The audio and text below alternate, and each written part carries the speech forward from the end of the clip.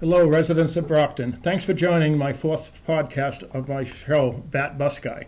I want to begin today by giving you some good news on my progress to have convinced Mayor Sullivan and BAT to publicly address this threat on the BAT bus with you, the people of Brockton who ride the bus. Number one, I'll be meeting with Massachusetts State Representative Rita Mendez on this Friday, December 8th, concerning her office's efforts to work with Mayor Sullivan and issue a joint statement on this threat on the BAT bus. Number two, I have taken the next step to get my message out to a wider audience of Brocktonians. I now have multiple postings on the Brockton Hub. I will also be posting short 2-minute videos on the Brockton Hub. I will be doing this probably about twice a week, so you can check that out. Number three, I am scheduled to appear on Keith Hayes' podcast, Sinister One Productions, on Tuesday, January 9th. I am confident that as I reach more people on these efforts with Brockton Hub and Sinister One Productions, my chances of connecting with people who have the same passion I have for public safety on BAT and who can help me will increase.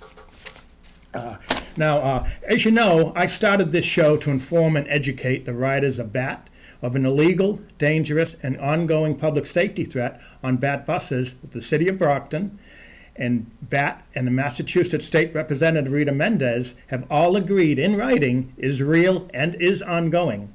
Yet, the City of Brockton and BAT, including the entire Brockton City Council, have refused to publicly address this threat that they admit is real and ongoing with the people of Brockton, so that the people of Brockton who ride the bus, pregnant women, disabled seniors, to go to medical appointments and shopping, and innocent kids, etc., can be aware and take steps to protect themselves. Let me say now to all of you out there who ride the bus, each BAT bus has multiple video cameras that record the conversations between you and the bus drivers. While I continue my battle to shame Mayor Sullivan, BAT, and the Brockton City Council to put politics aside and stand up and defend and protect the right of you, the people, to get on a bus safely in Brockton, I strongly urge all of you to do what I do when I get on a bus. Immediately upon getting on the bus, simply ask the driver to please not move the bus until I am seated. That is your right under Massachusetts law and BAT policy. I'm going to read to you what BAT policy actually states. This is from John Whitmore. He's the Assistant General Manager of BAT. BAT policy on this is the following.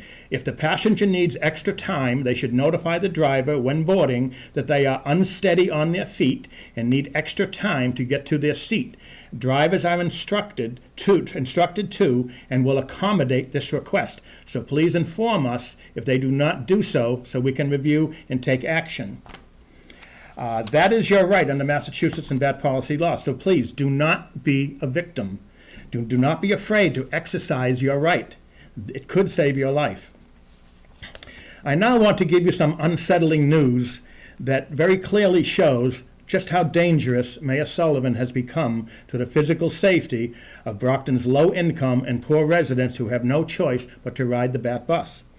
Despite Massachusetts State Representative Rita Mendez's 2 personal requests over the last month to Mayor Sullivan to issue a joint public statement with her office on this threat, Mayor Sullivan and the Brockton City Council have decided not to honor her personal request to issue a joint public statement at this time. They have again decided not to stand up and defend the right of the people to safely get on a bus. They have instead decided to remain silent and continue to look the other way every day while thousands of innocent Brocktonians all across the city ride the buses, all completely unaware of this threat to them and their right to get on a bus safely. This latest news proves that I was telling you the truth on my last show 2 weeks ago when I stated that Mayor Sullivan has crossed the line and become a clear and present danger to the tens of thousands of innocent, hard-working taxpayers of Brockton who ride the bus. I was recently informed in an email from Brockton City Councilor Winthrop Farwell that this threat on the bus is not a city problem or issue. I responded to Councilor Farwell that these dangerous and illegal safety threats on the bus are occurring on a Brockton bus, on the streets of the city of Brockton. And the victims are innocent residents of Brockton. Therefore, it is a city of Brockton issue. Councilor Farwell has not responded to my subsequent email in which I stated, even if you were correct that it is not a city issue, there is nothing preventing you from standing up and protecting and defending the right of your constituents to safely get on a bus. Councilor Farwell has again chosen not to respond. People of Brockton, I am now going to be very honest with you and tell you things that you will not want to hear. But you have to hear them. You have to hear them because only you, the people of Brockton, can halt and stop them. Now, we all know that Brockton is experiencing a continuing downward spiral of fiscal irresponsibility, rising crime, a broken education system, an out-of-control pension and retirement fund, and dozens of multi-million-dollar discrimination lawsuits, as well as other pressing issues. This threat on the buses is just one symptom of Brockton's broken system of government. People of Brockton, let me tell you now, while Mayor Sullivan and the Brockton Council are responsible for publicly addressing Brockton's problems with bus safety and fiscal irresponsibility and our broken education system and rising crime and all the other pressing issues in our city, they are not doing so because they are taking advantage of the situation.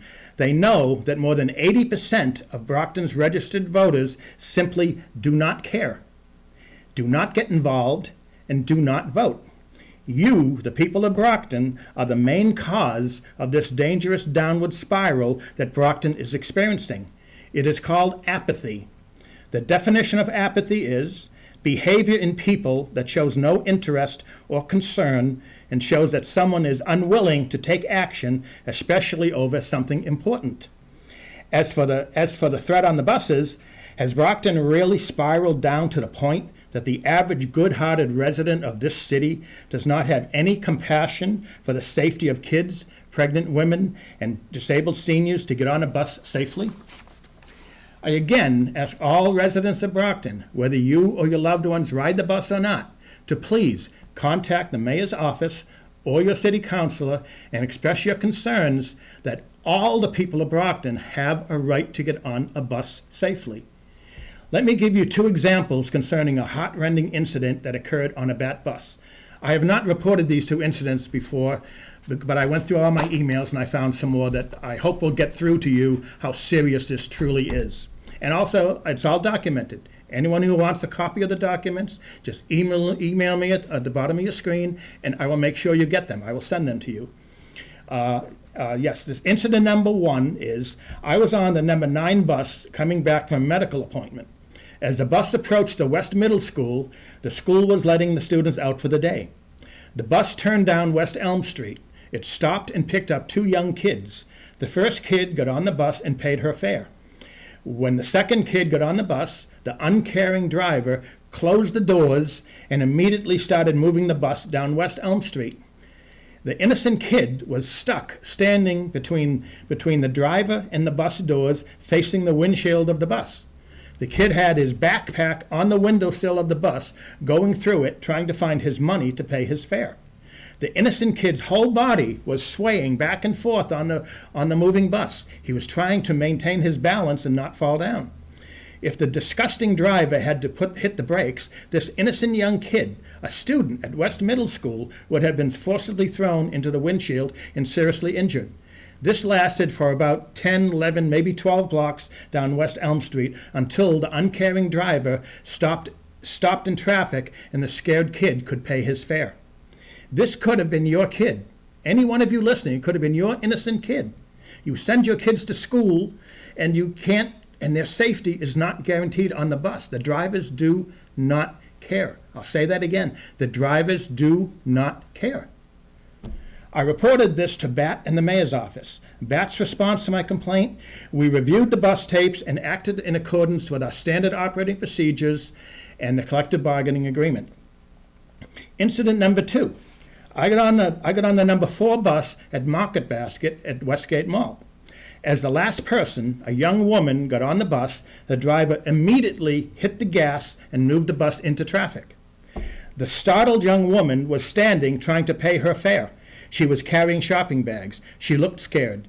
She just stood there trying to maintain her balance on the moving bus. She very slowly bent down to put her shopping bags, on the floor of the bus. She carefully stood up again and went into her purse to get her money to pay her fare. You could see the frightened look on her face. She eventually paid her fare. She then just stood there, afraid to bend down and pick up her shopping bags.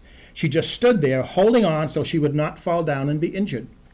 The bus driver paid no attention to this scared and frightened young woman standing right beside him, for 5 minutes. Then as the driver stopped for a red light, he finally looked over at the woman. She picked up her bags and sat down right beside me on the bus.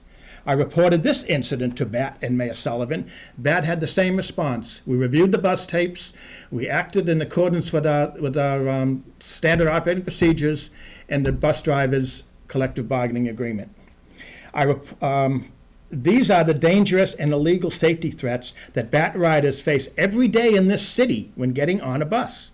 The most recent incident that I witnessed was on November 16th, just 2 weeks ago, and the same thing happened. A woman got on a bus, the driver immediately hit the gas, and her whole body went back, and she nearly fell down. These things keep repeating over and over and over and over and over and over and over again. BAT will never learn. Whatever they're doing, I've told them multiple times, whatever you've been doing over the last year to address this situation is not working. You must try some other remedy to address this before someone is injured, please. Let me again remind BAT Administrator Michael Lambert. 15 months ago, I say again, 15 months ago, on September 16th, 2022, I reported to BAT and the Mayor's office that the driver of the number 1806 bus moved the bus into traffic while I was standing carrying shopping bags, and I nearly fell down a couple of times. With my bad knee and bad back, I could have ended up in a wheelchair for the rest of my life if I fell down on the bus. BAT responded in writing. They labeled the case ID number C2202. I have a copy of it here. You're welcome to it. Just email me. I'll send it to you. It states, review of the bus video confirms complainant's version of events. The operator is moving the bus before allowing passengers to sit. It further states that we will remind the operators to be more aware in letting the passengers sit before moving the bus. Now, secondly, in an email to me on May 15th, 2023, BAT Assistant General Manager John Whitmore stated concerning my dozens of safety complaints, he stated, I have expressed our apologies and commitment moving forward to ensure the drivers do not lose focus and keep following the laws and policies set in place to keep passengers safe. I have explained our position and what we are allowed to do within the confines of our collective bargaining agreement with the Amalgamated Transit Union. My point is, these constant public safety incidents due to the illegal, dangerous, and threatening driving behavior of BAT bus drivers has been a never-ending threat for 15 straight months. I need to say that again. 15 straight months of the same thing, just repeating and repeating and repeating and repeating. Bus monitoring the driving behavior illegal. Okay. So despite Mr. Whitmore's statement to the Mayor Sullivan that BAT management is in control of the situation, clearly BAT is not in control, and the illegal driving behavior of these drivers continues and will continue. Also, Mr. Lambert's statement to Mayor Sullivan, I'm sorry, that's wrong. I'm sorry. I'm going to continue. I have many more detailed and documented reports. According to an email to me from BAT Assistant General Manager John Whitmore, there is a fishing clause in the driver's collective bargaining agreement that prohibits BAT management from reviewing the bus tapes and monitoring the driving behavior of drivers who have been disciplined for driving illegally to threaten passenger safety on any given day on any given bus that they may be driving on. which means that as long as that fishing clause is in the driver's collective bargaining agreement, BAT's hands will be tied and buses will not be safe for passengers. On Sunday, April 30th, 2023, I was approached by Mr. Guy Pierre, the vice president of the local 1547, the Bus Drivers Union. He informed me that he knows who I am and that he has access to all my complaints. He told me that if I did not stop reporting complaints to BAT management, and if the drivers receive their fourth written disciplinary letter, which will result in their termination, that the drivers also know who you are and they will come after you. They will come after you. Since I did not believe that the drivers were going to come after me and shake my hand and take me out to lunch, I interpreted this as a threat to kill me. I reported this threat to BAT and Mayor Sullivan. BAT management responded in an email, again, I have the email, you're welcome to it, that they reviewed the bus tapes from this incident and followed up with the Brockton police after learning that I spoke with them and they took appropriate action against Mr. Pierre in accordance with their standard operating procedures and the collective bargaining agreement. Sidney Marrow, Mayor Sullivan's chief of staff, responded in an email that I should report this to the Brockton Police Department and that she will share my concerns with Mayor Sullivan. This is all documented, including a report with the Brockton Police Department, case number 23-41896. Again, you're welcome to a copy of it, just ask. And I also filed a copy with Assistant Plymouth County District Attorney Jessica Croker. My point in telling you this is to emphasize the fact that even with this documented threat by BAT bus drivers to openly and with the full knowledge and acceptance of the vice president of their union, they were plotting revenge against me, a 67-year-old disabled senior, for reporting their illegal and dangerous driving behavior. Yet still, Mayor Sullivan and BAT Administrator Michael Lambert still refused to issue a public statement on this threat on the bus. This is clear proof that neither Mayor Sullivan nor BAT care about passenger safety on the bus.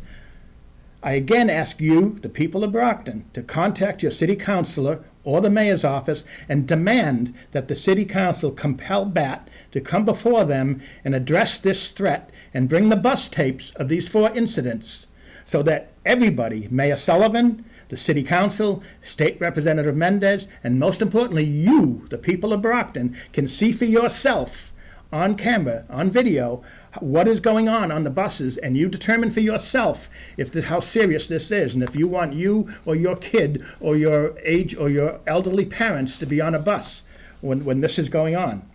I hope I have succeeded in convincing you that this threat on BAT is serious and the people of Brockton need to be informed before an innocent Brockton resident is injured on a bus.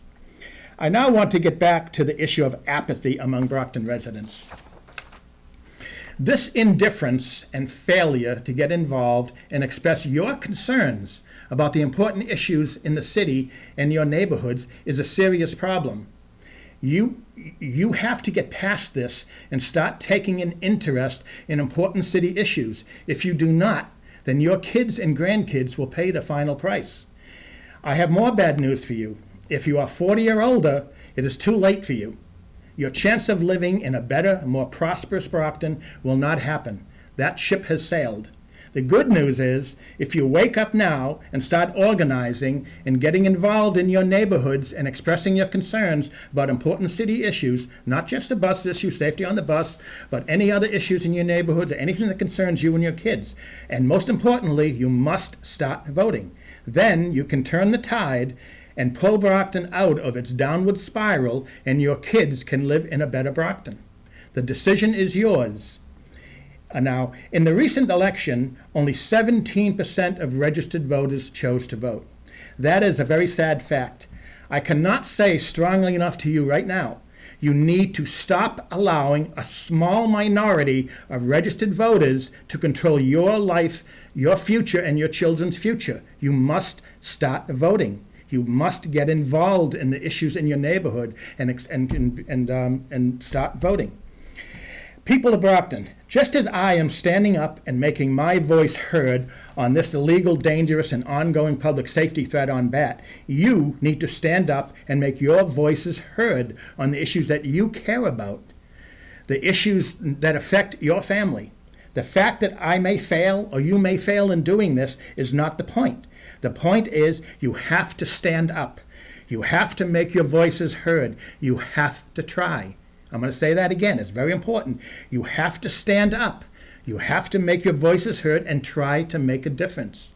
You must do this. There's no other way if you want a more prosperous Brockton. I'm sorry to say this, but there is no other way.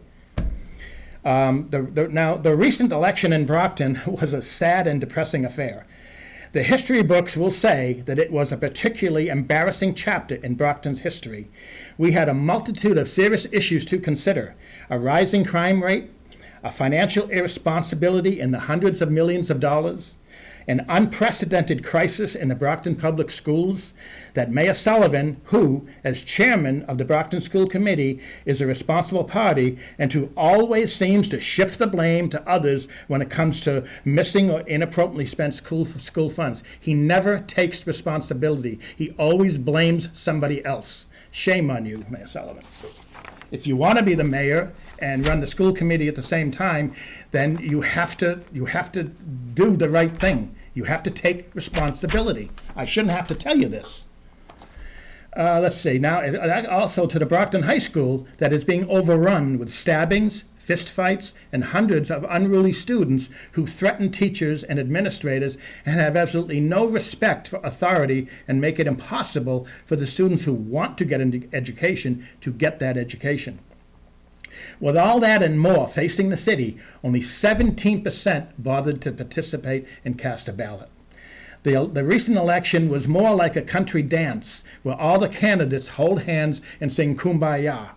Brockton elections need to come into the 21st century. Election campaigns should be hard fought. There should be accusations, appropriate charges and accusations between all the candidates.